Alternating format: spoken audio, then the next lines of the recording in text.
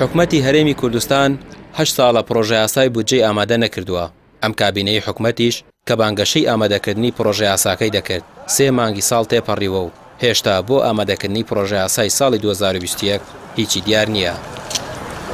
ئەندامێکی لیژنەی دارایی لە پەرلەمانی کوردستان دەڵێت لە پێناو پاراستنی دەسەڵاتی گەندەڵکاراندا ئەم چەند ساڵە بودجە ڕەوانەی پەرلەمان نەکراوە.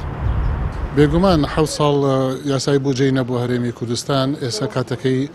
زۆر درەنگە و هۆکارەکە شێوەیە کە لە پێناوی پاراستنی بەرژەوەندی گەندەڵکارە دەستڕۆیشتەکانە تەحملی ئەوە ناکەن کە یاسایەکی بودجە هەبێت کە داهات و خەرجی تەنزیم کە و بە یاسا ڕێکی بخاوە بە یاسا پیا بکرێ و بە یاسا خەرج بکرێ کەوە ئەوە سەرمێنێ کە هەرێمی کوردستان بەدەست گەندەڵێ و ئەناڵێنێ تا ئاستی ئەوەی کە نەتوانێت یاسایەکی بودجە هەبێت.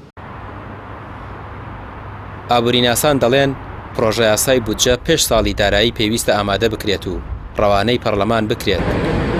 نەک وەکو حکومەتی هەرێم کە سەرڕای ئەوەی ماوەی زیاتر لە 8 ساڵە پرۆژە یاسای نەبووە. ئێستا سەرقاڵی ئامادەکردنی پرۆژە یاسایە بۆ ساڵێک کە 3 مانگی تێپەڕیوە. بوونی بودجە بە تاکید بۆ هەرێمی کوردستان بۆ عێراق بۆ هەموو وڵاتان شێکی زۆر گرنگە بۆ چەند لایەنێک. لایەنی یەکەم بۆ دەسەڵاتی تەشریعی بۆ چاودێریکردن لەسەر چۆنیەتی خەرجکردنی پارە لە لایەنی حکوومەتە بۆ سەڵاتی جێبەجێکار یاخود تەنفیذی کە حکوومەتە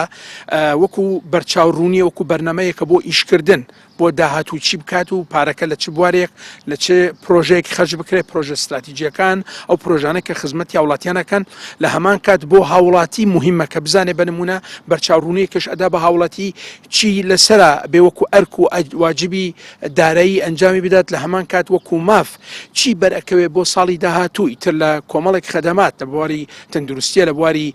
خوێندنە لە بواری کارەبایە ئاوە بوارەکانی تر ئەمەنە هەمووی بودجە بوونی بودجە ئەوەی پێڵێ کە ئەم بابەتەنە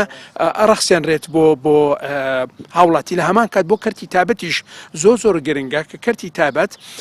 بەهۆی ئەم بودجەیە کە ڕێک ئەخرێت و خەملاندن بۆ خەرجیەکان و داهاتەکانی حکوومەتەکە ئەزانێت لە داهاتوودا ئەگەر پرۆژێکی دامەزراند لە چ بوارێک گونجاوە پرۆژەکە دامەزرێنێ لە چ بوارێک حکوومەت ئەتوانێت هاوکاری بکات. پرۆژە یاسای بودجە گرنگی تایبەتی هەیە بە تایبەت بۆ دیاربوونی داهات و خەرجی و بوونی شەفافیت. لەم چەند ساڵەشدا حکومەتی هەرێم بە پاساوی جیاواز پرۆژە یاسای بودجەی ئامادە و ئاراستەی پەرلەمان نەکردووە کە پەرلەمانتاران ئەو پاساوانە بە ناشەرعی دەزان و گەندەڵی بە تاکە هۆکاری نەبوونی یاسای بودجە ناو دەبن. ڕامیا عوسمان،